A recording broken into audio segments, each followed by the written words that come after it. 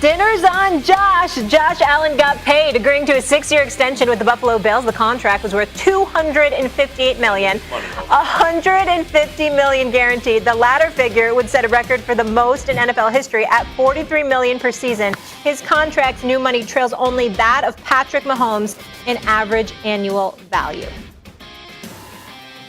I'm worried about winning. I think the rest will take care of itself. It's good for the quarterback position overall. I'd be lying if we said otherwise. I'm not doing the negotiations, so quite frankly, I don't give a damn. I'm worried about winning week 1, then going on to week 2 and focusing on that week, 1 week at a time. And that's my mindset, so no matter how many times I get asked this question throughout the year, it's going to be the same answer because that's just the truth. Of course, that was Baker Mayfield, who was drafted 6 spots ahead of Josh Allen in that 2018 draft. So Allen's 45 combined passing and rushing touchdowns last season were second to only MVP Aaron Rodgers. He also ranked top 10 in total QBR, as did Baker and LAMAR. Now, all 3 of those signal callers picked up their first career playoff wins last season. Max, this is a tough one. Who's going to be the first one of those 3 to win a Super Bowl? I'm not sure any of them will win a Super Bowl. But if you ask me who I think would be first to do it, I'm going to go with Josh. I'm going to go with Josh Allen. I'm going to go with Josh Allen because I got to look at the way his career is trending. Lamar Jackson started off really actually a better passer than people realize. I'm not sure that he's developed along that trajectory that would make you think, oh, this is going to be amazing. As a passer, as Stephen A. would say, as a passer of the football. Baker Mayfield's done much better, and he has probably the best team around him. But I don't think he has the package in terms of talent that Josh Allen has. I look at Josh Allen, big, strong kid, mobile, huge arm, accurate, wants to get better. You can see it. A leader, teammates like him. 5-6 his rookie year as a starter in 11 games. 53% completion, 10 touchdowns, 12 interceptions. Okay? Second season, 10-6. Doubled the wins, 10-6, 59% completion, basically jumped up 10% almost. 20 touchdowns, 9 interceptions. It goes from 1-1 to 2-1. Last year, 13-3, almost 70% completion. What was it? 37 touchdowns. He's like a 3-4-1 touchdown interception ratio. He's doubling his value just about every year. He's getting much, much better. So I see of all 3 guys, as a thrower of the football, I see the most talented one as Josh Allen. I also see the trajectory of him as a player as being the most like the profile of quarterbacks who win championships. And Stephen A., he has an excellent coach.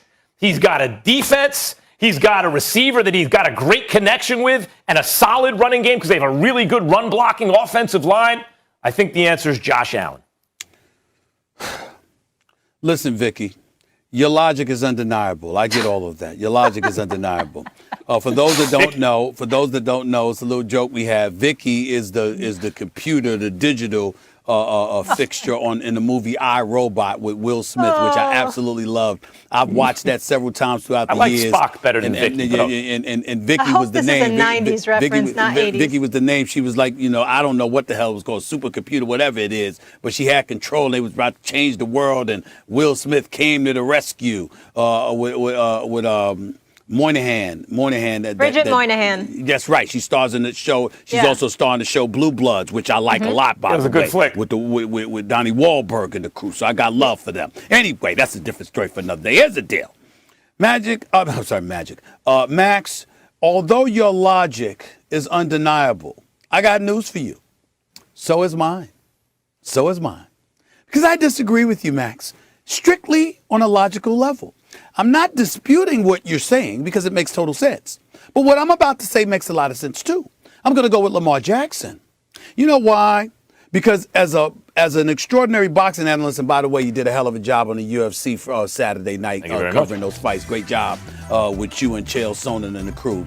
Great job. Here's the deal, man.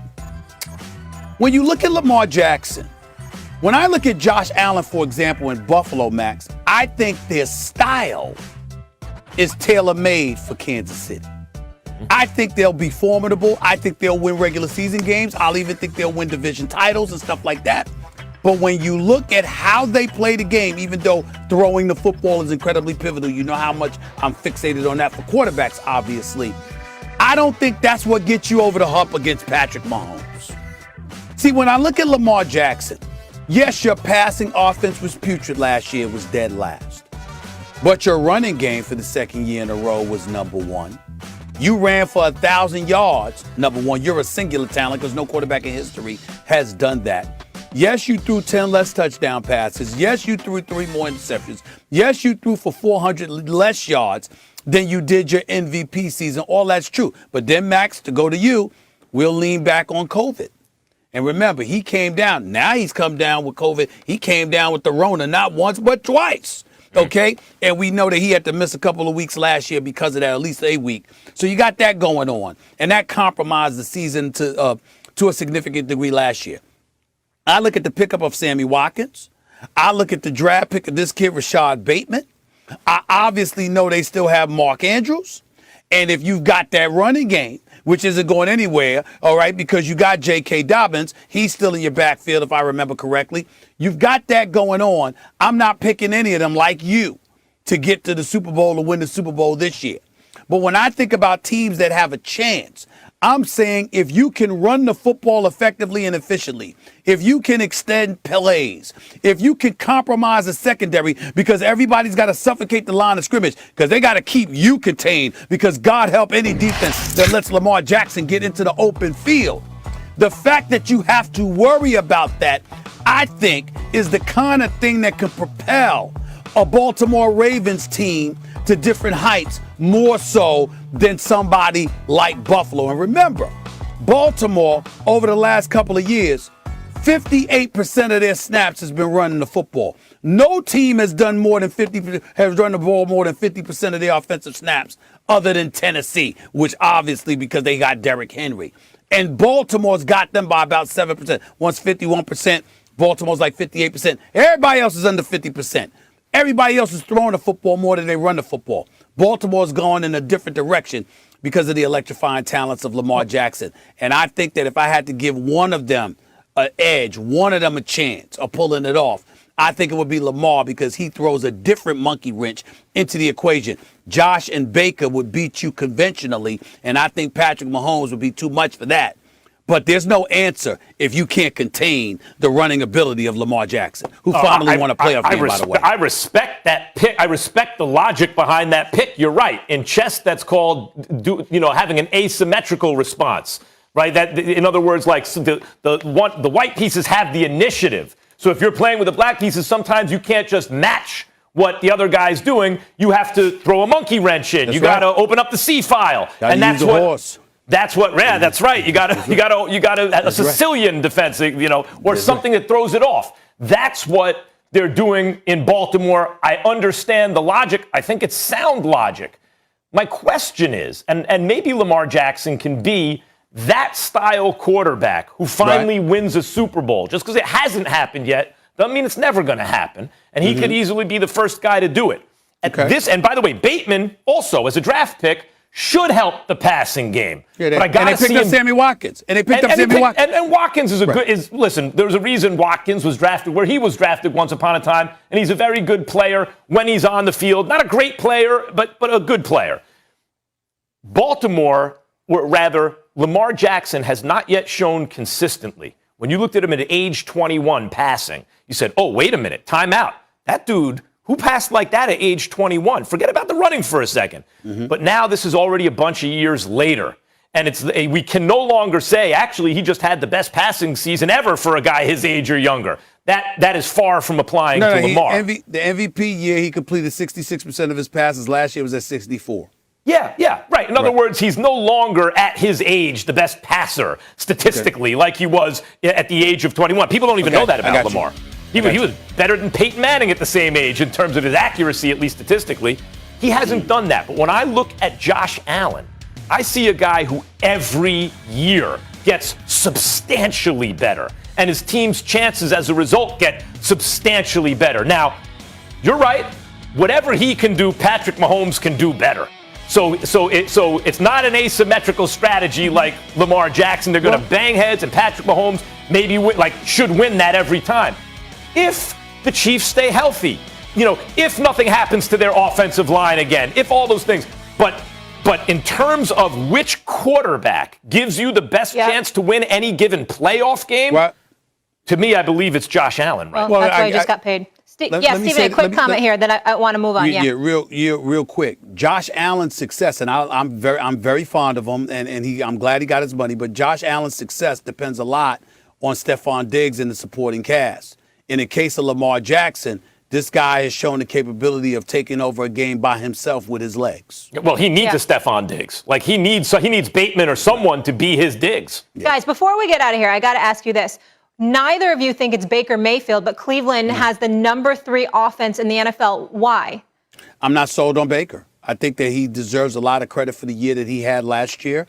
I think that Kevin Stefanski has done an exceptional job of coaching him, and Baker Mayfield is on the way up. But when we saw Josh Allen sign 6 years, $250 million, $58 million extension, I was sitting there, guys, wondering, why the hell is everybody talking about Baker Mayfield? Like, oh, because Josh Allen got this money. Now let's see what Baker Mayfield is going to get. He can't make any argument for $258 million because Baker Mayfield hasn't been that kind of talent. Love his moxie, love his guts, love the talent that he's shown and the improvement and his level of focus and dedication. He deserves a lot of credit, and I'm rooting for him to be successful, albeit not against the Steelers. But that's a different level that we're talking about here. He's not a Josh Allen. He's not one of those elite quarterbacks that's going to garner that kind of money. We haven't seen that kind of potential from Baker Mayfield. We don't need to act like we have. I think some of that was shade, Stephen A., though, because he was drafted 6 spots higher also. I'm talking about on the field. I haven't seen it, and he's had weapons that Josh Allen hasn't had. Yeah. Baker Mayfield is on the best team, and Baker Mayfield's a good quarterback. I want to put that out there. When we were all like, oh, he's just okay. No, I think he's a good quarterback, and he has also improved. In order to win a Super Bowl nowadays, when you look at guys who are doing it recently, when you look at the level of talent that gets deep into the playoffs, these are special quarterbacks. This is Aaron Rodgers, Patrick Mahomes, Tom Brady, and these guys. Josh Allen and Lamar Jackson have something extra. Lamar's got his legs, Josh Allen's got his arms. Baker Mayfield is good, but he has not yet shown that he's special. Molly, Max, if Josh Allen, I'm saying if Buffalo or Baltimore were to win the title, we're talking about Josh Allen. We're talking about Lamar Jackson. If Cleveland wins the title, we might be talking about Odell Beckham Jr. We might be talking about Nick Chubb or Kareem Hunt or something like that. You're looking at Baker Mayfield not to make mistakes and hurt you. Lamar Jackson and Josh Allen, you're looking for them directly to lift you over the hump. That's the difference. To win games. Absolutely. Josh Allen is tied with Aaron Rodgers for the second best odds to win MVP behind Patrick Mahomes. And Baltimore, by the way, narrow favorites over the Browns to win that division. Stephen A. Don, everybody, welcome into First Take. Thank you for being with us. Hope you all had a fabulous weekend. That is Max Kellerman. I'm Molly Karam Rose. Stephen A. Smith joining us from the West Coast. Where is he? We'll wait for there he is. What's going on? How are we doing? How y'all doing? How's everything? All is well, all is well. Good morning. Gentlemen, pretty busy weekend in sports considering it's August, so let's go. Kevin Durant put up his 3rd MVP performance in his 3rd gold medal game. KD has now scored more Olympic points, listen to this, than any American man in basketball history. He was again the show in an 87-82 win against France. And I can't forget to mention Durant is set to sign a 4-year, $198 million contract extension with the Nets. Not a bad weekend for him. He's one of only 2 players to win at least 4 scoring titles and multiple finals MVPs. The other is Michael Jordan. Stephen A. Smith, tell me this. Is Kevin Durant the player under the most pressure? Well, I don't think we can deny that. Me personally, he's one of them, but I would tell you, no, it's Russell Westbrook. Let me say this. I want to state for the record that Kevin Durant has absolutely no love for me whatsoever. None. I'm convinced of it.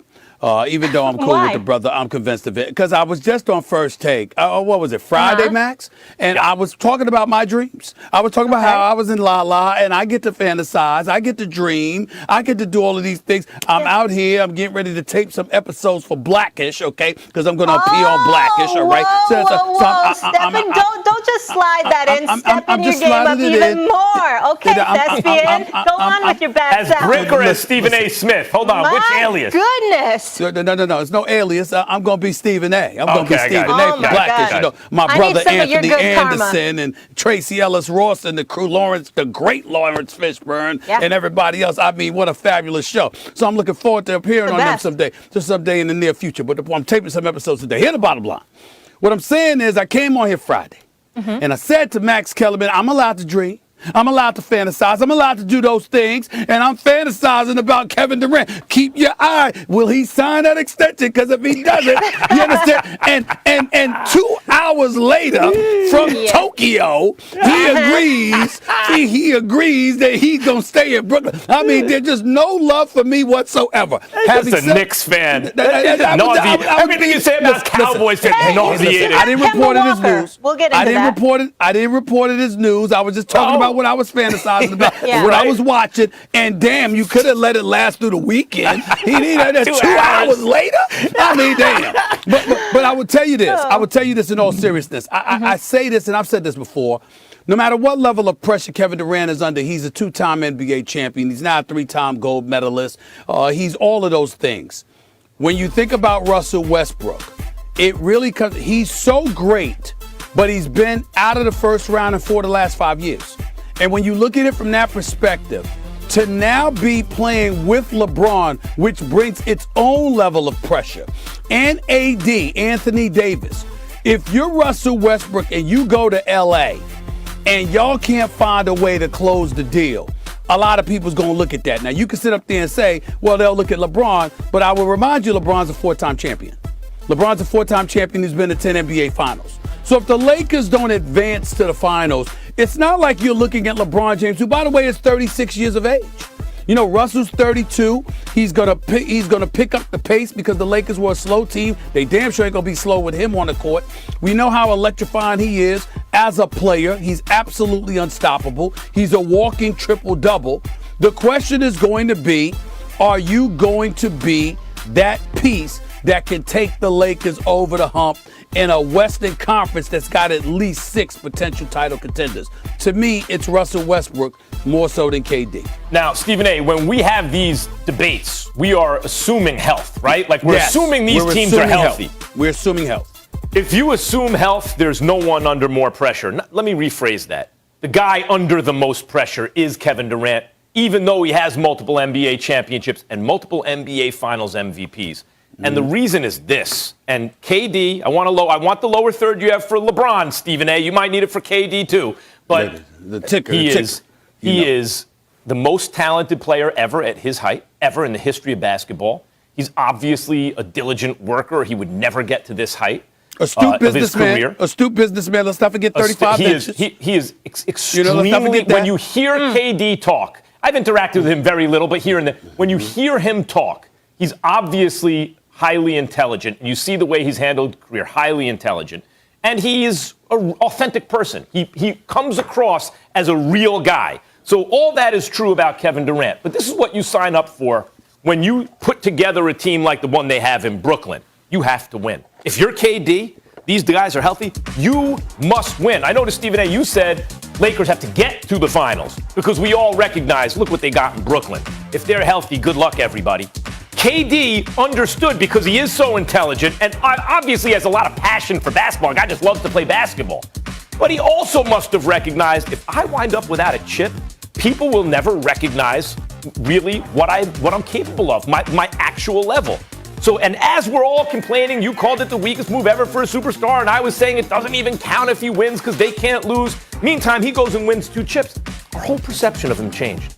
It went from he's this incredibly talented player to where exactly are we putting him among the very greatest players of all time? Is he there with LeBron challenging MJ? Or is he just with Bird and Magic and everybody? Like that, he was right about the way we would perceive him. He was right. He joined an unstoppable team. We took some credit away. And even still, in terms of the way he's perceived, he was right. But Stephen A., when you do that, here's what you sign up for. You must win. If KD on this Brooklyn team, who's now been together for a year, even though not always on the court or not often on the court together, going into next season with this crew comes up short, and coming up short means not winning a championship, that's a failure for KD. That's almost like a scandalous failure. And he won't live it down. There's more pressure on him than anyone. Well, first of all, Max, you're wrong. Completely wrong.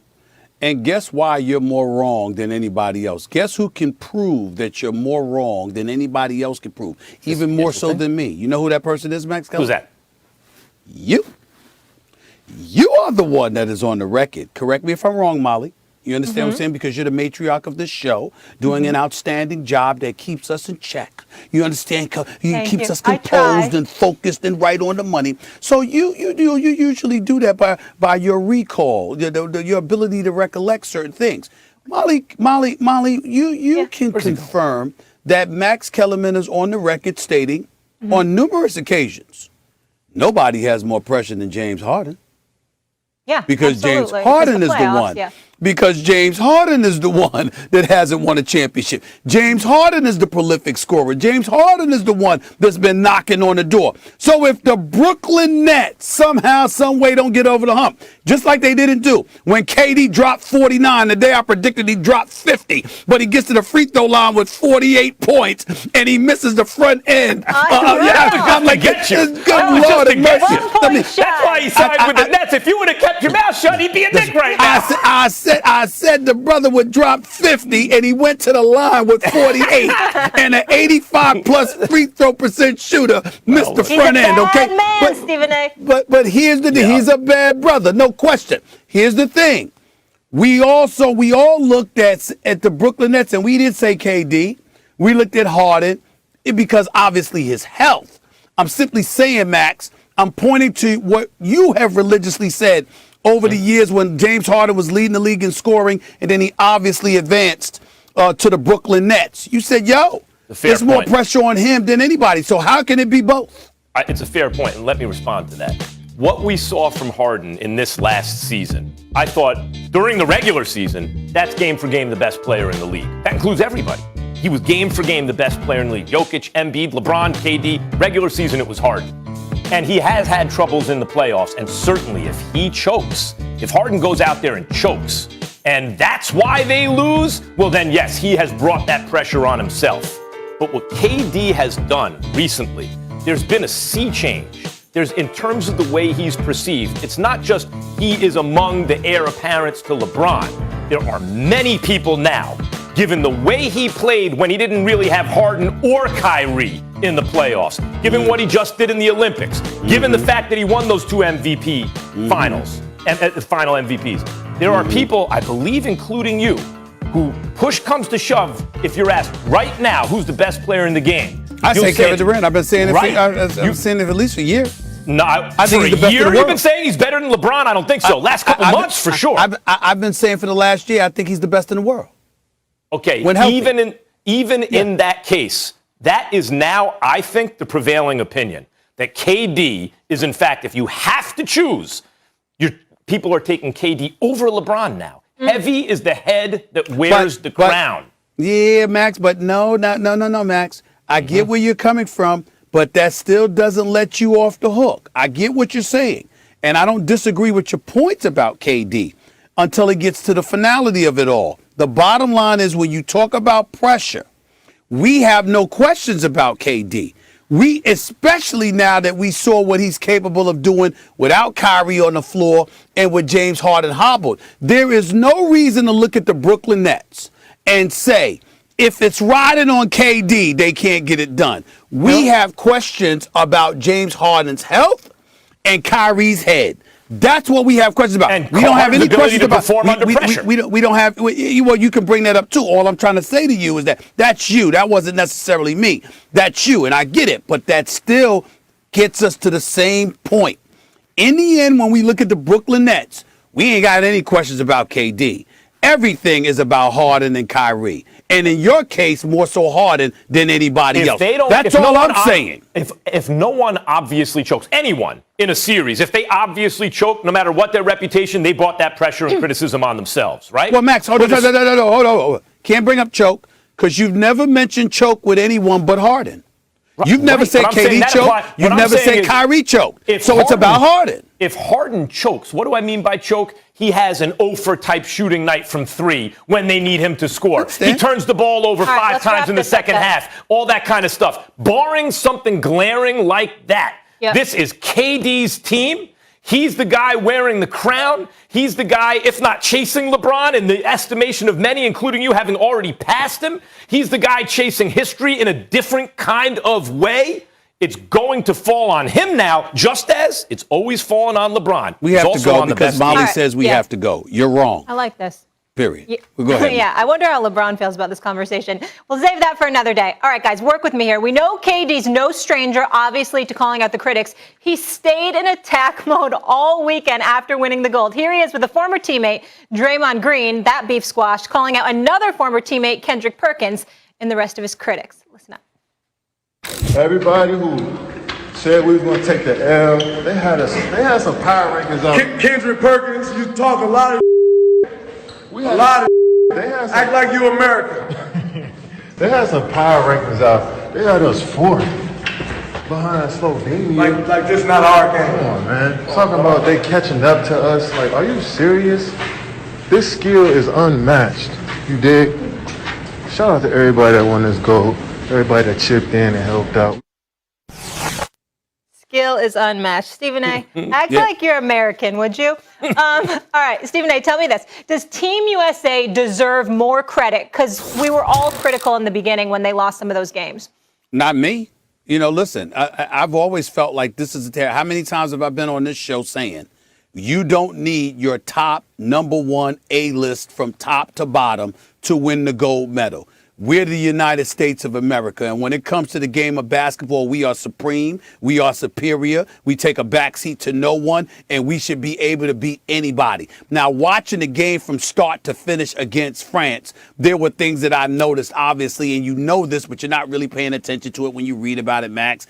When you sit back and watch it, it's like, damn, you know, no 3 seconds. It's 10-minute quarters instead of 12. It's 5 fouls. And then you see the ticky-tack fouls that you know, they were calling against the U.S. at times. And then at other times allowing a lot of contact. When you look at the European players, particularly France with Rudy Gobert and that other guy, I forgot his name, please forgive me. The bottom line is that in the end, what it came down to is that they were willing to pound and muscle the ball inside. And obviously size wasn't on Team USA's side, and we got all of that. But in the end, you got KD, you got Draymond, who's an elite defender. You saw Damian Lillard come on in the fourth quarter. You saw Jason Tatum helping out Kevin Durant because Kevin Durant clearly was on a mission. You saw a lot of dudes chipping in. Jrue Holiday playing exceptional defense, et cetera, et cetera. I just liked a lot about what I saw. And I thought that when you look at Team USA, so what? The games are going to be a bit more compelling because you're going across the ocean and you're playing a completely different brand of basketball than you had been playing for 72 regular season games this season, 82 normally, along with postseason play, because most of the dudes who are competing in Olympic competition are usually postseason players. All of those things get taken into consideration. I mean, listen, Kendrick Perkins is a big boy. He can defend himself. But I had no problem with Draymond or KD, you know, going at critics, pointing out how people were counting them out or questioning them. When you win and you achieve the goal, which they did, you deserve to stick out your chest and say to some folks, how dare you doubt us? They've earned it. I got mad love and respect for what they accomplished, and I never doubted that they would because I knew that we were superior. We are superior when it comes to the world of basketball, and we will continue to be superior for decades to come. Well, let me start by saying who won the most gold medals in the entire Olympics? USA. Who won the most medals, period, in the entire Olympics? That would be Team USA, right? So when Draymond says, act like you're American, I'm sure Kendrick Perkins is, I don't want to speak for Kendrick either, I'm sure he's just as happy about that as you, me, and Molly, and Draymond and KD. We're all very happy about that. Perk's criticism is this is where people can't have it both ways. Do they deserve more credit? Well, then if so, it's because they were imperiled for the exact reasons you point out, Stephen A. I also made them the favorites to win the whole thing, even without our A team. We didn't send Steph and Harden and LeBron and KD and AD. Some guys were hurt, some guys, whatever. That team, no matter how long the other teams played together for, I'm not stressing it. I'm good. We're good. We'll beat them. That's not the team we sent. We didn't even send the next version of that team. We probably sent the third best version of the team we might have sent. Does that make me nervous? Yes, for the reasons you pointed out. Partly. It's different kind of rules, different kind of fouls called. It's a slightly different game. The three-point line is in, making everyone a better shooter. Also, you're throwing together a team of guys who have to play against guys who've been playing for half a dozen years together. If you just looked at the strength of the rosters, Team USA has a team that, if they played together all the time, would crush everyone and win a championship in the NBA. No other country has a team that would win a championship in the NBA. Of course we got the best roster. There are all the other factors I just mentioned making it hairy. And how hairy was it? We lost back-to-back exhibitions to Australia and Nigeria. We lost to France once play started. You know, we had to come back. Those guys had to come back on Australia in order to get to France in the gold medal round. It took a great performance by KD. So if we're sitting here asking, do these guys deserve more credit? And I'll say, yeah, they deserve more credit. Then we're also acknowledging that what they did wasn't a given, even if they were favored. What they did was difficult to do. You can't both say it was easy to do and they deserve credit. If they deserve credit, it's because it was tough and they did it. Good for them. Well, they deserve credit, but it wasn't just tough on a basketball court, Max. You got COVID. You got the debilitating circumstances that's created. You got them playing overseas and not in front of a fan base. That obviously has an effect on you. You got at least a third of their roster that couldn't show up until the finals were over because Jrue Holiday, Middleton, and Devin Booker had to compete in the NBA Finals. And Jrue Holiday was an incredibly big-time component in all of this. Look at the lockdown effort he put against Patty Mills in Australia and obviously against France in the closeout game as well in the gold medal game. You got to take all of those things into consideration. And so when I look at these things and I look at the circumstances, you can sit up there and say the world has been dealing with it, and that would be true. But then we take into account the fact that the world have been playing together, the rest of the world have been playing together for years. That's not the case with this team. And also, you had an entirely different coaching staff. You had Jay Wright, you had Steve Kerr as assistants, along with Greg Popovich being the head coach of the squad. And so you got to pay attention to all of those different things, and I'm looking at it from that perspective as well. And I'm just saying, and Lloyd Pierce, let's not forget him, the former Atlanta Hawks head coach. He was on the bench as well. So you had an entirely different coaching staff and obviously a slew of different players, a third of which couldn't even show up until later after the NBA Finals were over. You had COVID to consider as well. You got a whole bunch of things that they were working against that other teams didn't have to in previous years. And that's why I say give them credit where credit is due. It was tougher, but it wasn't just because of basketball. There were other mitigating circumstances that they had to deal with, and they still handled their business. Know who Kevin Durant, you're going to love this. You know who Kevin Durant reminds me of when he talked about the skills are unmatched? I go back to Mike Tyson, had just defended the title, knocked someone out. Maybe it was Pinklin Thomas or someone like that. And he said, remember this? How dare these fighters challenge me with their primitive skills? Remember that one? How dare these fighters challenge me with their primitive skills? Sure that wasn't Terrell Biggs? It may have been. I don't remember what title. Biggs. It may have been Biggs. Biggs or Pinklin Thomas, one of the other. It could have been. He just beat the hell out of someone who was pretty good and said, how dare these fighters challenge me with their primitive skills? By the way, Tyrell Biggs was an Olympic gold medalist at super heavyweight. Yes, he was. And KD, now pride cometh before the fall, right? Like, Mike was right when he said it, but that doesn't mean you don't have to train. And when he got into that mode, how dare these fighters challenge me, wound up losing to Buster Douglas. What I'm saying is this. Everything you said is right about Team USA. And KD's right, too. Skills are unmatched, obviously. But when you don't have time to train, Team USA wasn't trained the way the other teams were as a team. That gives them the advantage. That's why they deserve credit, because it wasn't just, oh, this is a given. Team USA is going to win. It took some doing. Congratulations, KD, Draymond, and Team USA. Of course, an insurmountable advantage. Quickly, guys, I want to give a huge shout out to the women's side. Team USA, their 7th consecutive gold, to shout to the ladies, 5 of them former UConn Huskies. Can I say this about them real quick? If there's a team that we've all taken for granted, it's the women's team USA. Absolutely. Because they've been dominant. Setting records. I mean, I walked in, talking about them a couple of weeks ago. I was like, the men, they're gonna have a challenge. Ain't nobody worried about the women. They got this covered. Ain't nobody beating them. And props to Dawn Staley as well, because you won as a player, and the players you won with, now you were coaching them to a gold medal. Yeah, really incredible all around. Just racking up the chips, guys. Okay, 2018 NFL Draft had some stud quarterbacks drafted that now have some playoff success. But which one will win a Super Bowl first? Allen or Baker or Lamar? We debate that next. And the future looks... Camp takes, let's get it. Could we be in for a repeat? According to ESPN's FPI projections for the 2021 season, there's an 8% chance the Chiefs face the Bucs again in the Super Bowl, more than any other potential matchup. Bucs returning a lot of their team from last year. We know all the Super Bowl starters, and of course, they have the GOAT. That is Teflon Tom. Stephen A., what can stop the Bucs from repeating? Well, there's a few things that could stop the Bucs. A lot of people are thinking Kansas City. I would say long before that.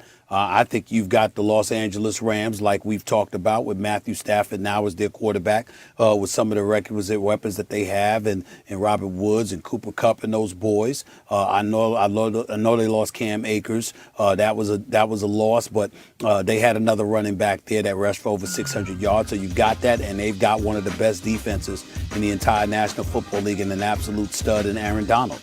And so I think the combination of all of those things leaves them as incredibly formidable. We can't forget the Green Bay Packers, because Rodgers can't make all of this noise, being that bad man that he is. He can't make all of this noise in the offseason and then come in and wet the bed this season, because I think it would validate everything that the Green Bay Packers hinted at when they drafted Jordan Love. So, yeah, he kind of, napalmed that nonsense by going out there and putting forth an MVP season. But now this offseason ensued, and so he's going to be just as motivated as he was in the past, because he's got to show that he didn't make all of this noise for nothing. And he can't attach any validity to what Green Bay tried to put out about him, about his days being numbered. So I think we got to pay attention to Green Bay. I think we've got to pay attention to, obviously, Los Angeles. I can't sniff at San Francisco, because I think their defense is going to be back on track. And whether it's Jimmy Garoppolo or Trey Nance, I think they'll be in the mix. And, of course, Russell Wilson's in Seattle. So I can see all of those things being a potential impediment to Tampa Bay's success, even though I clearly have Tampa Bay as the favorites to come out of the NFC. Yeah, I think, look, are the Packers and sure, the Rams, are they threats to the Bucs? Absolutely they are. But if you ask me, what's the thing that can stop the Bucs? I got to choose one. I'm going to take the Kansas City Chiefs. Boring, right? Because that's what everyone would say, the Chiefs. But I'm going to do it. The most spectacular player in the Super Bowl last year, meaning the guy you'll remember his actual plays from that Super Bowl, was the losing quarterback. It was the guy who statistically didn't look like much. It was the guy who was running for his life on every play. Remember, both tackles were missing. Both. 3 offensive linemen were gone. As a result, he was facing Patrick Mahomes more pressure on each snap than any player in the Super Bowl who ever lived. He was pressured on a higher percentage of snaps than anyone ever. And of course, they only had to bring 4. They didn't have to bring any extra guys. And so no one was ever open. And yet Mahomes was doing superhuman things. It was not human what he was doing. Now, what did the Chiefs do in the offseason? Patrick Mahomes have to go around waving around, you better get me an offensive line? No. They brought in Orlando Brown, who's an elite left tackle. They signed Joe Thuney, who is an elite left guard. They brought in Blythe from the Rams, Stephen A., from your Rams, who's competing among some other candidates to play at center. Remmers is still on the right side. They completely revamped their offensive line at the highest possible level. The Chiefs are the ones who pose the biggest threat because they have Patrick Mahomes, who has a great offensive line on paper now and an embarrassment of riches in terms of weapons. The answer is the Chiefs. Well, they're highly motivated. I just don't know if it'll get to that point. I'd love to see a rematch based on what you just highlighted. I'd love to see a rematch in the Super Bowl. I really, really would, because there's no way in hell that Patrick Mahomes, Andy Reid, and Kansas City are going down like that 2 years in a row. Even if they met in the Super Bowl and Tampa Bay were to beat them, I predict it would be significantly closer than the romp we saw this past Super Bowl. Speaking of motivated, no one's going to be more motivated than Aaron Rodgers, right? This is why they're going to have a hard time. You bring up the Rams, and we know why, Stafford and the defense and the whole thing. Aaron Rodgers, after everything that just happened, after the fact that he got the ball taken out of his hands last year, Aaron Rodgers, but no one took the ball out of Mahomes' hands with the game on the line and handed it to Tom Brady. And every year Rodgers is getting closer with LaFleur, right? He's looking better. The team is getting a little closer. It's on in the NFC. All right, since this is Camp Takes, we'll take a little peek behind the curtain. Our Jenna Lane, who does an exceptional job covering the Bucs, just reporting this.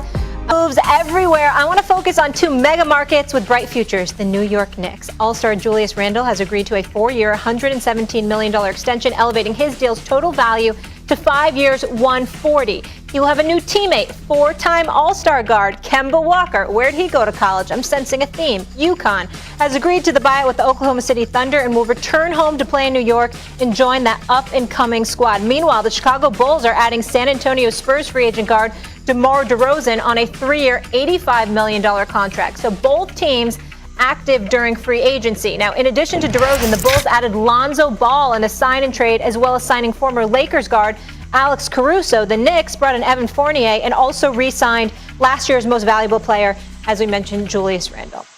All right, which team has the brighter future? Who wants to go first here? Let Max go. This is a really special subject, so I don't want to get in the way of anything. Max, where were you born? The Bronx. Okay, and where do you live? I live downtown Manhattan. Okay, yeah. All right, just checking. Yeah. Which team has the brighter future, Max? Would it be the New York Knicks, your hometown team, or the Chicago Bulls? Talk to me. You know, I've been alive for 48 years. I've seen the Bulls win 6 championships. You look very young for your age. Oh, thank you. I see the Bulls win 6 championships. I've yet to see the Knicks win one. And I'm afraid to say their futures will look more like their past, at least in relation to each other. Think about what the Bulls just did for a second. The Bulls just took a team with some young talent, and they added, forget about Alex Caruso, nice player, right? He's coming off their bench. Yeah. They added to Zach LaVine in the backcourt Lonzo Ball, who works on any team. He makes any team better. He's an excellent defender. He's a perimeter defender. He is a rebounder. He's a brilliant, genius level passer. He can really shoot, and he shoots a lot. Who wouldn't he work with as a combo guard or point guard in any backcourt? And then DeMar DeRozan, mid-range killer, all-star caliber player. So Lonzo and DeMar and Zach LaVine, who can jump out the gym and also bomb from 3. And Patrick Williams, by the way, was a top 5 draft pick. I think he went 4th overall and is a very, very young player who Stephen A. is already showing promise, known as a defender, but is showing offensive promise. He might be a real baller. It's still very, very early in his career. And then Vucevic, who they traded for from Orlando. Vucevic, one of the best, is 3rd best center in the East. Maybe the most well-rounded center when you consider defensive IQ, along with all the things he can do on offense, as down low as a shooter, as a passer, as a rebounder, a walking double-double with 20-plus points. Look at that team. Look what the future seems to hold for that team. Kobe White off the bench. Couldn't play defense at all so far as a young player, but can really light it up. The Bulls are put together as a team where, Patrick Williams, someone develops a little bit. Stephen A., they will be an Eastern Conference powerhouse for the foreseeable future. Their limit is not going to be long-term, 2nd round of the playoffs. All right, Max. I hear you talking. Max. Let me tell you something, man. Hey, all right. I get you with the Bulls because I'm a Zach LaVine fan. Congratulations to him. He's a gold medalist as well. The brothers of Skywalker, we forget that this brother, he's been saddled with injuries in the past. The brother's fresh off of averaging 27 a game for the season. Now, they only won 31 and 41, but it was a 9-game improvement under the first year of Billy Donovan, who we all respect as a coach, okay? National championship on the collegiate level, 2-time national championship, coaching Joakim Noah and Al Horford and the crew. So I give Billy Donovan a lot of respect, and I'm very, very fond of him, okay? And I like management, Gar Forman, Paxson are out, Arturas, Karnasovis. I mean, he's there and what have you. I love the job that he's doing thus far. But damn it, I'm a Knicks fan. And I'm going to tell you something, Max Kellerman. Let me tell you something right now. You can sleep all you want to. You can sleep. New York, stand up. New York, stand up. I'm just telling y'all. I thought you were going to put that to rest for a little while. Hey, Molly, I suggest you sit there and listen. Because this is very important. This is going to put a smile on your face, what I'm about to say. It's going to put a smile on your face, what I'm about to say, Molly. That brother Kemba Walker, I mean, we got some concerns about his knees, but I know this much. When he's on the court, the brother good for 20 a night. We know he can create his own shot. We know he's got some skills. That's right, Max. You know what, Max? You don't kick your feet up, do it right. Kick it up on the desk, bro. Kick it up on the desk. Sit back and relax. I got a bad back, Stephen A. Right now. I got herniated this one. I feel you. But let me tell y'all something right now. So we got Kemba Walker, right? Bronx native, national champion from UConn. You remember that show, Molly, he put on in that Big East championship? And oh, by the way, when he went to the pros and played those first 7 years in Charlotte or so, I mean, I didn't see a drop-off. I didn't see a drop-off with Boston until obviously his knees were a problem. He got to get himself healthy. We understand that. But the combination of him, Derrick Rose, who was putting on a show this past year, along with Emmanuel Quickly, who has a tremendous upside. I like him. I like his moxie. I like his guts. He can play. We good at the point guard spot.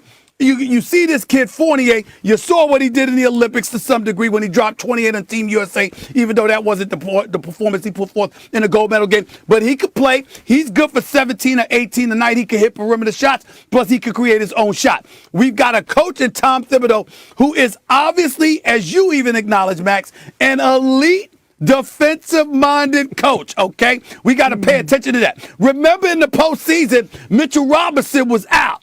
He's going to be back. You talk about a 7'1" rebounder and shot blocker in the interior. Now, I have been told that Julius Randle and R.J. Barrett have been kidnapped. I have been told they have been kidnapped and they have had their left hands handcuffed wherever they are. They're only allowed to use their right hand in the offseason. So come regular season time, when we finally see them again, I am told that they will have learned how to use their right hand. These will be ambidextrous individuals that will remember they have two hands, not just the left. Defenses won't be screaming. They're going left, and they continue to use their left hand. So we'll see that there. And when I look at that, let's take into account what I'm seeing. We solid at the point guard spot. We got somebody that's good for 17 to 18 a night at the off guard spot. We got an elite defense without question because they were top 3 this year defensively. We got that going on. Okay? And the way I look at it is that when you take that into account, what we're building is a team. What we're building is a culture. In Chicago, you might have talent. You might have some talent. This is a lot for a girl. There is no Zach LaVine in New York at the Garden. I give you that because I love that brother. Boy, would I give anything to see him. Is there a DeMar DeRozan? But I would. Hey, let me tell you something about DeMar DeRozan. I don't think the combination of DeMar DeRozan and Zach LaVine work. That's my biggest thing, Max. I don't think that works. Don't get me wrong. One or the other. But I don't think the both of them. I like them together. I think one or the other, yes, but not both of them together. And let me say this last thing about Lonzo Ball. I'm going to say it to y'all again. Yes, he averaged 14 points this year. Yes, he shot 37% from three-point range this year. All of that is true.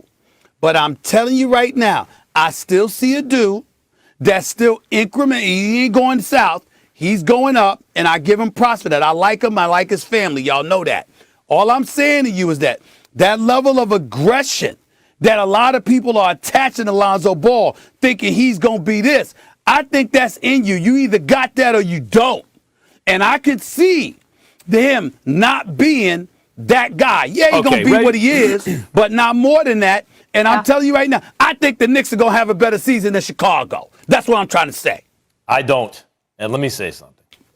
Lonzo Ball, as overall value, because you play both sides of the floor, I think is the best point guard on either team.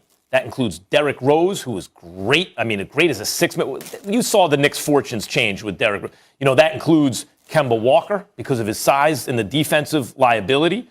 That includes Fournier. Anyone you want to mention, I'd rather have Lonzo Ball. I think DeMar DeRozan is the best two-guard on either team.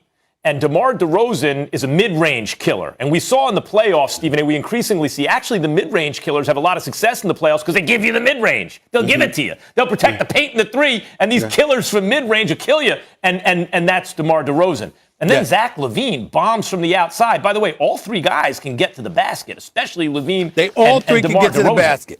They all three can get to the basket. That is absolutely true. But you know what? They're not an elite defensive team. I don't know how much they're going to prioritize defense. And I'm talking culture too, man. We're building a culture, okay? Do it for the culture. Do it for the culture. You understand what I'm saying? 4 out of 5 positions, you'd rather have the Bulls guy. Right? At 4 out of 5 positions, you'd rather have the Bulls guy than the Knicks guy. Just take Julius Randle over Patrick Williams. That's it. And by the way, Patrick Williams got real potential. Okay, this is too much for one girl to take. So here's my quote of the day. I wrote these down. Max, the Bulls will be an Eastern Conference powerhouse. Stephen A., the Knicks will be ambidextrous. I said Julius Randle. I said Julius Randle and R.J. I am told they have been kidnapped. They have been that their left arms have been strapped and handcuffed. They're not allowed to use their left hand for the entire offseason. I didn't even know Julius Randle had a right hand. Everything they're doing is with their right.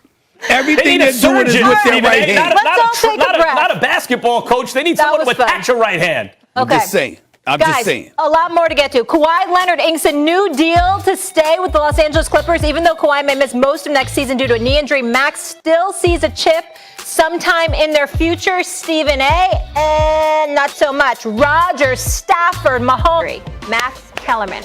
I know Kawhi won't be back for some time, but tell me this. Will he win a title with the Clippers? Yeah, I think eventually he will. I don't think Kawhi's done winning championships, and I think it'll be with the Clippers. He's going to sign long-term there. He is still in his prime.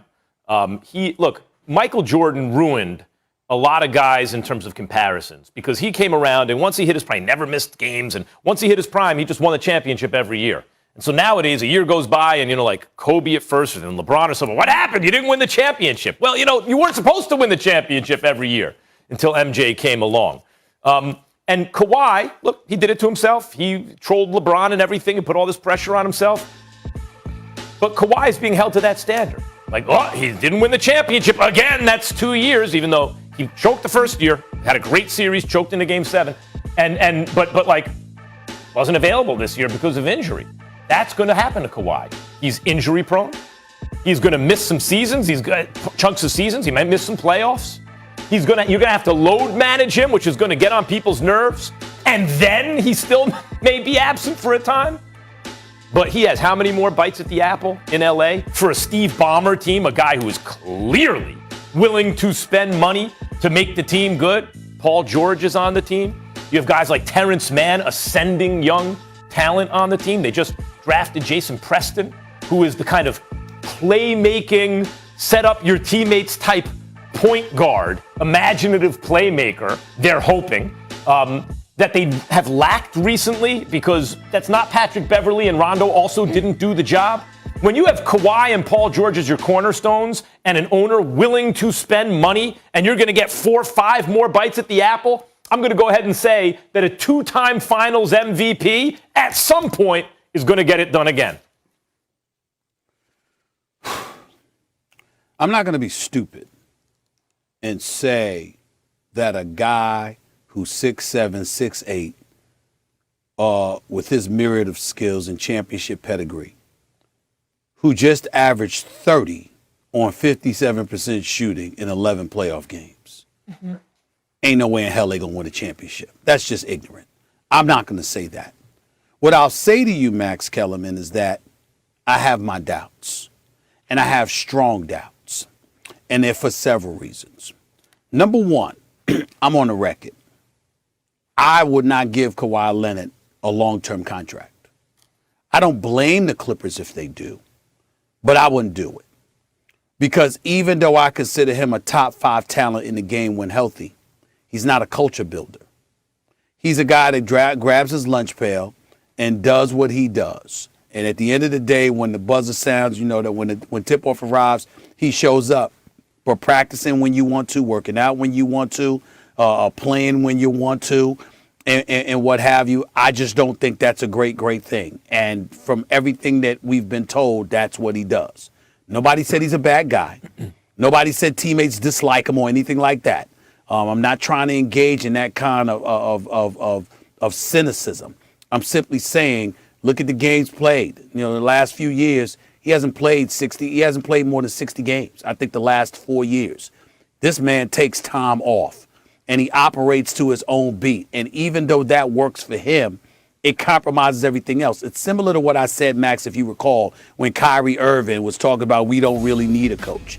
My response was, Kyrie might not, because he's electrifying, he's box office. But those other players did. And when Kyrie went down and Kevin Durant was looking for help, it was hard to find because of the lack of an experienced person on the sideline to make sure all of those dudes around them were ready. Now, I think Steve Nash will learn from that and be even better this upcoming year, and I think it helps that he's not going to have Mike D'Antoni on the bench with them, okay? But the bottom line is that was a hindrance. When I look at the Clippers, I think about Kawhi Leonard and how that hinders you. I also think about the fact that I'm thinking about Luka Doncic. And Luka Doncic in 6 of the 7 game series that they played, Max, 31, 39, 44, 42, 29, and 46. Where's the hell is the defensive ace that was Kawhi Leonard to do something about that kind of individual dominance? Because that's what Luka was doing to them, which is why the series went 7 games. We got to pay attention to that. We got to pay attention to significant competition in the Western Conference. The only reason why I wouldn't summarily dismiss what you're saying, Max, is because I happen to think that Ty Lue can make an argument that he's the best coach in basketball. That's right. Right now. And because he's that good of a coach, and you've got some personnel around him, not to mention you got over that hump finally getting to the conference finals. The drafting of that kid Keon Johnson I like as well. I'm just looking at the Los Angeles Clippers. Do they have a chance? Yes. Would I bet my money on Kawhi Leonard? No. Well, in the playoffs, it would be wise to bet your money on Kawhi Leonard because he's one of the all-time great performers. You mentioned Ty Lue. I believe he is the best coach in basketball. We saw it again these last playoffs. If you go back and look at Kawhi, a great offensive player, Stephen A., is going to get his. I don't care who's on him. You put Dennis Rodman on a great, but if Dennis Rodman. No, you mean Luka Doncic, right? You mean Luka Doncic? Yeah, Luka. I'm saying you could put whoever you want on a great offensive player. If they got it, there's not so much that can be done, particularly in this NBA, the way the rules are enforced. So, do you believe, yes or no, Kawhi is a great defensive player? I believe he's one of the greatest defensive players ever, even if he's not quite what he was a couple years ago defensively. I'll give you that. He's still a great defensive player. You go back and look at the playoff series, like you mentioned, 30 points a game, 55, 58% shooting, whatever. Here are his playoff series, just going back to 2017. This is what he averaged in each series. 27, 32, 24, 33, 29, 30, 35, 28, 26, 24, 31. He's doing it on great shooting, and he's doing it with defense. Like, even if you think he's not a culture builder, any great team's going to have at least 2 max contract type guys nowadays, right? Can Kawhi be one of them? Yes, he can. Yes, and he'll frequently be the best player in the series. You cannot justify not paying him. Like, I think year to year. Here's what I'm trying to say, Max. I have no problem with Kawhi Leonard's money. I think he deserves every penny. It's the years that I have a problem with him with. Well, because I think durability is a question mark, and I think his level of commitment towards being something more than just a great player plays a role in here. The thing that's why. That's why I like him, Stephen A., on the long-term deal, because if it was 1 or 2 years, maybe he doesn't win a chip with them. But remember, the Clippers have never won a chip. Okay, that's fair. Or even been there. You give him 4 years, I think he can get it done. Okay, that's fair, but that requires trust. And what I'm saying to you is that when you're in Kawhi Leonard's position, I personally believe you have an obligation to be more than just a great player. You got to be a leader. You got to be the face of a franchise. If LeBron James pulled a portion of the stuff that Kawhi Leonard has pulled, You never hear the we end of it. would Yeah. be all over him. We would crucify him. It's a shame, and Kendrick Perkins was right when he said that. It's a shame that Kawhi Leonard has flown under the radar and has gotten away with some of the stuff that he's gotten away with in hijacking the Clippers organization.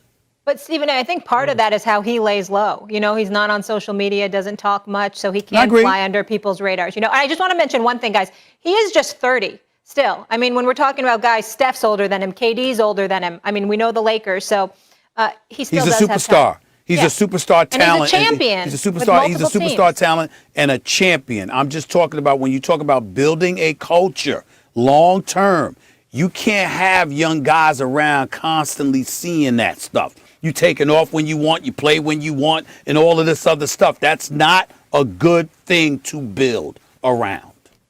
All right, we'll leave it on that note. We are heading to Canton. Next, we'll break down the great Peyton Manning's Hall of Fame speech, especially some of his memorable moments, jokes, a little emotional, all that good stuff coming up. This weekend, noting Saturday wasn't his best day. Here's Eagles head coach Nick Sirianni last week on the delay to name him the guy. What's your hesitation potentially naming him the starter for week 1? Yeah, there's just no rush there on having to do that, and we just want him to continue to impress and show like he has, and yeah, we're just not there yet. Stephen A., I find this really curious. Why haven't the Eagles named Hurts their starter yet? Because Nick Sirianni doesn't know what the hell he's doing. That's why. And I say that not talking about football. Mm-hmm. I'm not talking about football when I say he doesn't know what the hell he's doing. I'm not qualified. Other than measuring the results of what I see, I'm not qualified to sit up there and say whether he knows or doesn't know football. He was an offensive coordinator in Indianapolis. He's now the head coach of the Philadelphia Eagles. Clearly he knows something about football. I want to be clear. When I say he doesn't know what the hell he's doing, I'm talking about as it pertains to dealing with the city of Philadelphia. That I am an expert on. 17 years in Philadelphia, Philadelphia Inquirer. I'm an expert on the media in Philadelphia. And let me tell you something right now. When you sit up there and you look at the media and you talk like you two-faced it or you talk like you full of it, it will come back to haunt you. Who the hell don't know that Jalen Hurts is going to be starting over Joe Flacco? Joe Flacco hasn't been around in 3 years, really. He was 0-4 last year as a starter for the Denver Broncos. The couple of years prior to that, I mean, we know Lamar Jackson basically took his job. I'm just looking at some of the numbers here, okay? Over the last 3 seasons, Joe Flacco, all right, is 6-15 as a starter. He's a stationary target. He's not what he used to be. All right, it's a long time ago since he won the Super Bowl championship. His day is come and gone to a lot of people. He's lucky to still be in the NFL in some people's eyes. I think that he's better than that. He's definitely a serviceable backup. There's something to be said about a veteran that has an arm that can throw the football and knows how to read defenses. We get all of that. But there's nobody worth their salt that believes that after you trade Carson Wentz, you're going to start the season in Philadelphia with Joe Flacco.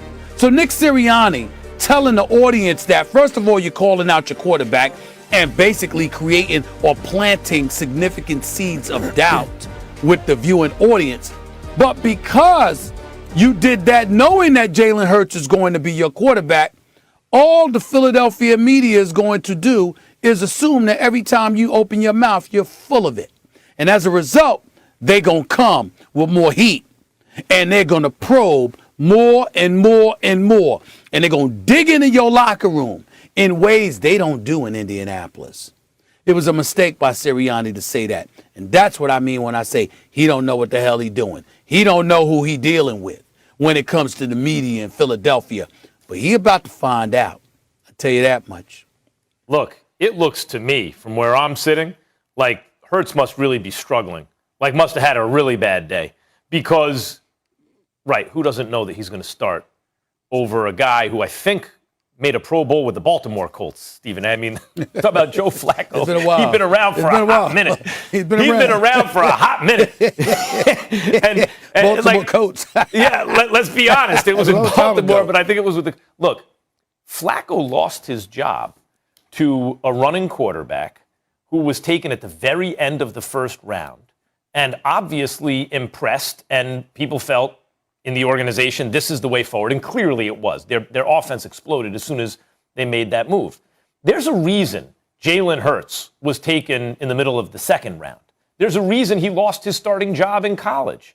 He has potential, but it is not to the point where that guy, that's a surefire NFL star. With the consistency of as a thrower still has to be there. And he's shown flashes. I'm thinking about the loss to Arizona last year, Stephen A. Not even the win against New Orleans, I think it was, right? Memory serves. It was the loss to Arizona where I was like, oh, wait a minute. He's hanging in with Kyler Murray. He's doing some things that really look like he has upside. I mean, that's why you get a quarterback in the middle of the second round.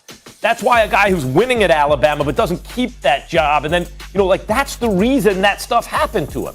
And I think that's what we're seeing now as a pro. There is reason to be optimistic about Jalen Hurts based on what we've seen last year. But he is a long way from a sure thing. And I think, Coach, whether or not, I'm sure you're right about, don't mess around with the Philadelphia media. You would know. But maybe what Coach really has in the forefront of his mind is Hurts needs to be still competing for everything he gets because he's not there yet. And that would match up with his history. Yeah, I'm just saying that, as a member of the Philadelphia media for 17 years, it's an incredible sports town. I still got a lot of friends there, obviously. It's hardcore. We don't play.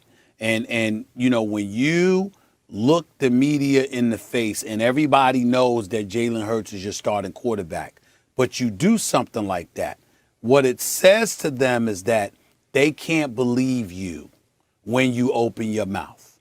And because of that, they're going to dig and dig and dig, and they're going to go around you to get information. Not to say that they wouldn't do it anyway, but you need to be the kind of person that they can look at and say, yeah, okay, I can trust what he's saying. And remember, they're coming off of Doug Peterson. And even though he's no liar or anything like that, he was compromised because obviously he wasn't on the same page as Howie Roseman. Howie Roseman, who was once cast aside for Chip Kelly by Jeffrey Lurie, the owner, ultimately was brought back and reinstalled into his position. So you had a whole bunch of stuff that was going on in Philadelphia throughout the years that compromised Doug Peterson. Nick Sirianni doesn't have that problem. You just going up in front of the press and talking that gibberish. And when you do that with talk radio and the reporters in Philadelphia, you are begging for trouble. Question. Let's say you say, Coach, you're a reporter in Philadelphia. You get Sirianni alone. You say, Coach, I'm just off the record.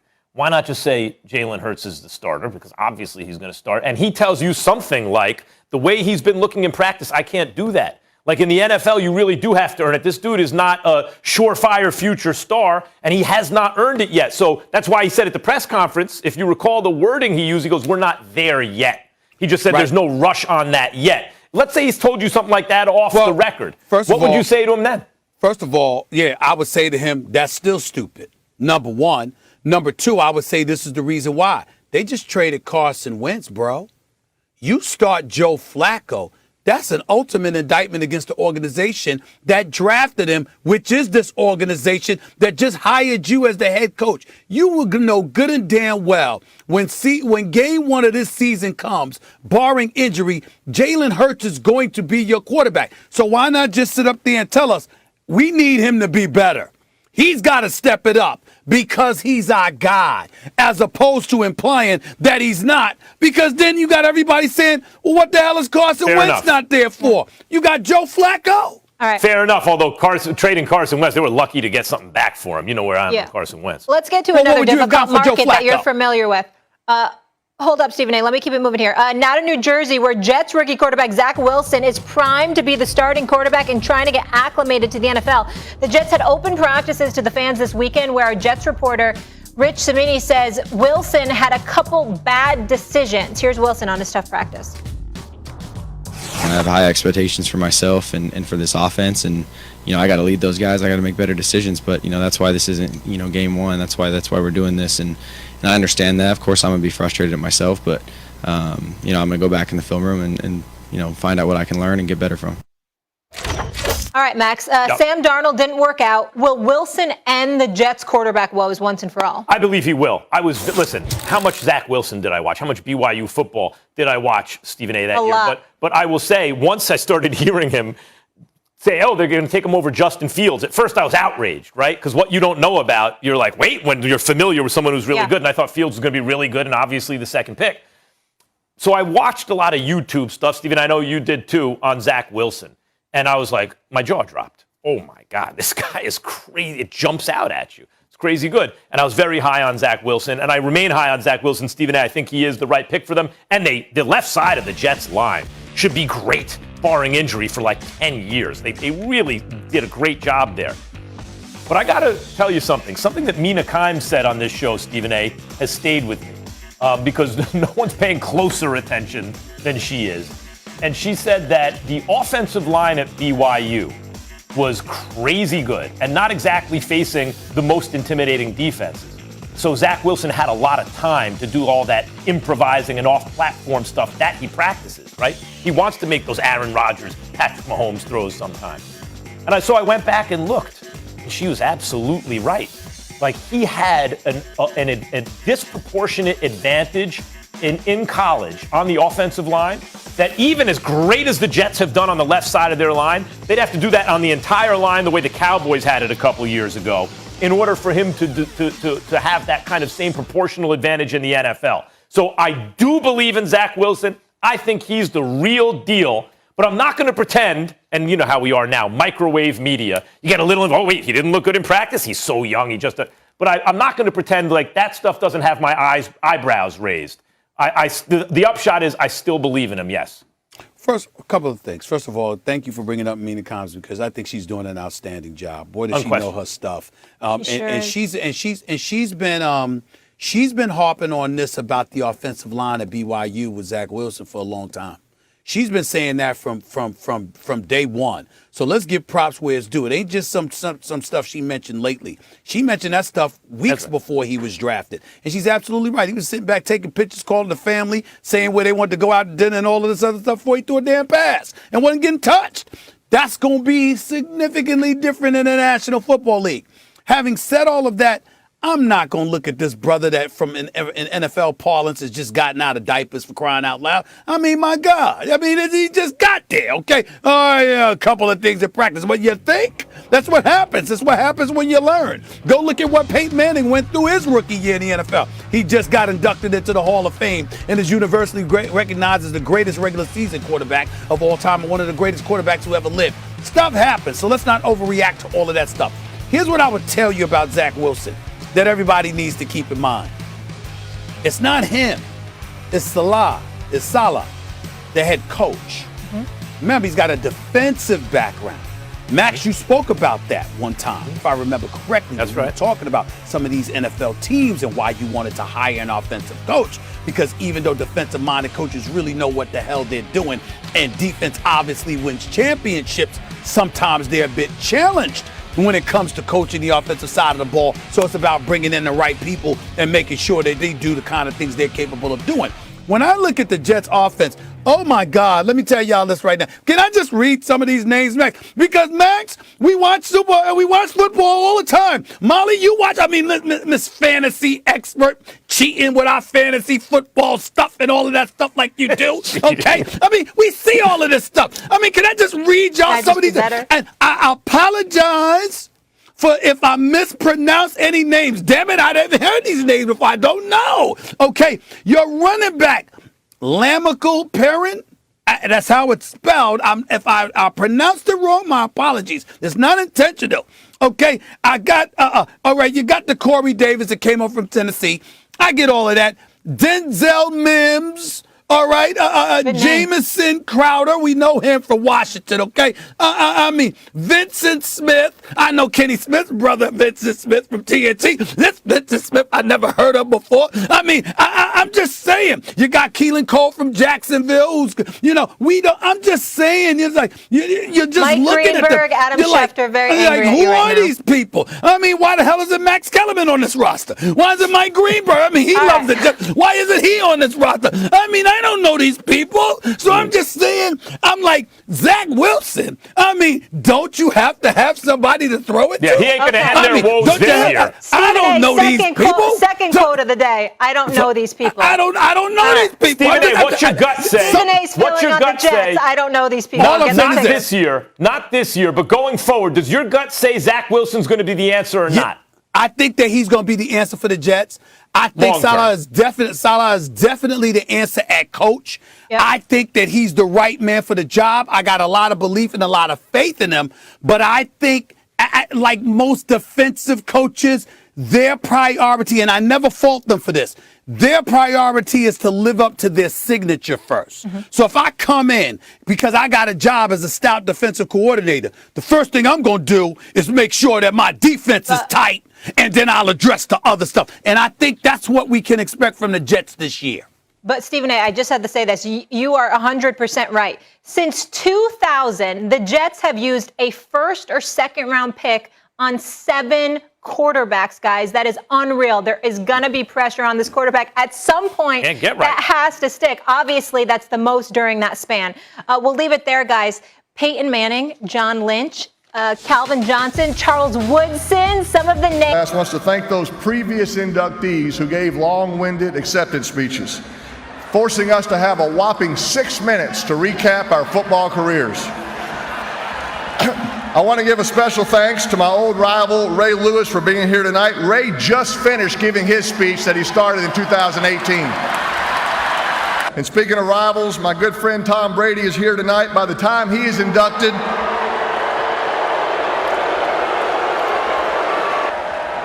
By the time Tom Brady is inducted in his first year of eligibility in the year 2035, he'll only have time to post his acceptance speech on his Instagram account. Peyton Manning is the best, and he's legit funny, as entertaining as ever during that Hall of Fame speech. And what I loved about it is you had the dichotomy of the tears and the laughter. Would expect nothing else. Stephen A., what stood out to you the most? Peyton Manning, of course. I mean, obviously, Megatron gave his speech, and it was really, really nice. I love seeing Jimmy Johnson up there. Reminded me of how shameful he is that he still isn't in the Dallas Cowboys Ring of Honor. As of yet, he was in the Hall of Fame first.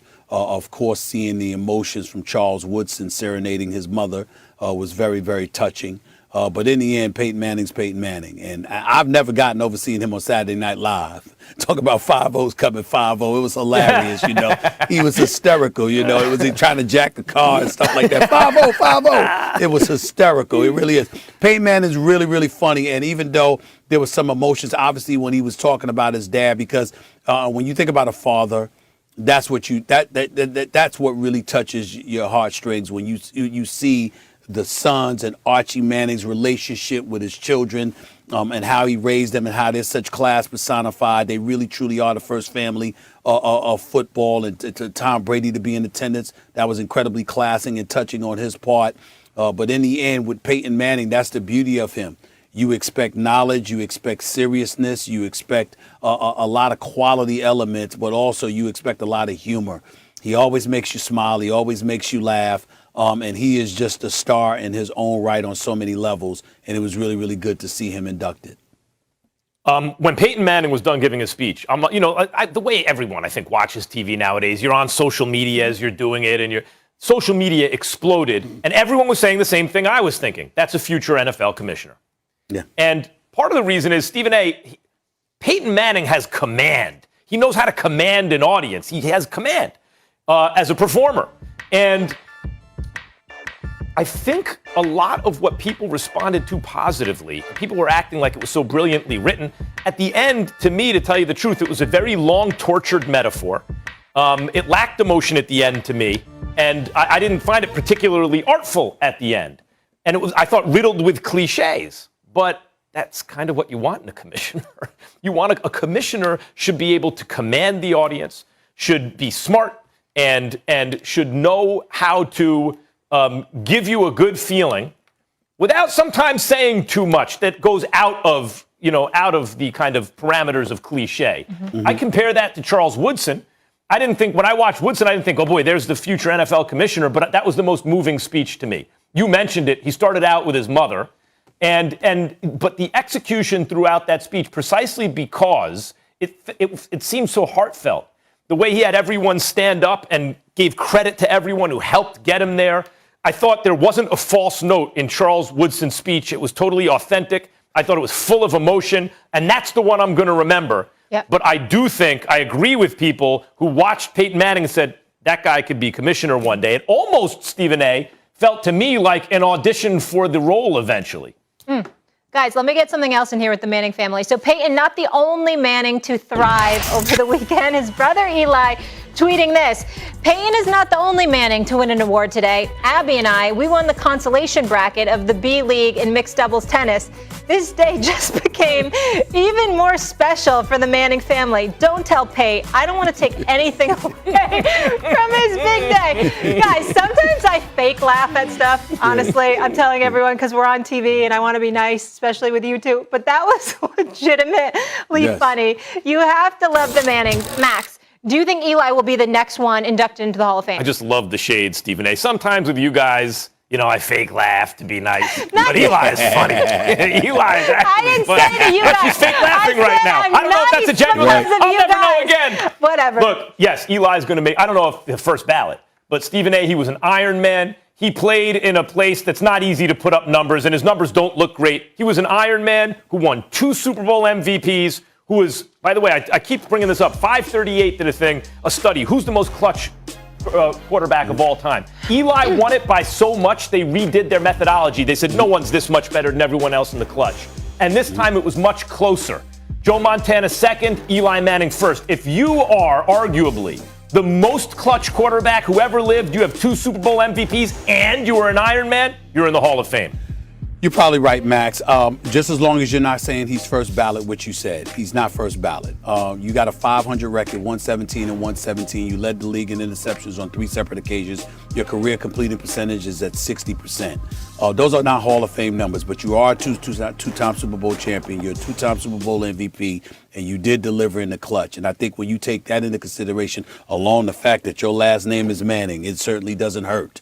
So I definitely see that. And as it pertains to Molly fake and laugh, she might do that with you, but she's always looking at me like I'm crazy. It's not that she's laughing at me; she's just looking at me like, "Oh my Lord, what is up next? I have to be nice because of you guys. Next? I have to laugh at what's other wrong with people's Stephen jokes. A? She looks at me like, "What's wrong with Stephen A?" That's what she says. So it's good. I can never trust That's how I like it. That's how I like it. Oh my goodness, you're so sad. I can never win with men. Can someone please tell me how to deal with them? You have a hard time winning with men. I know. do.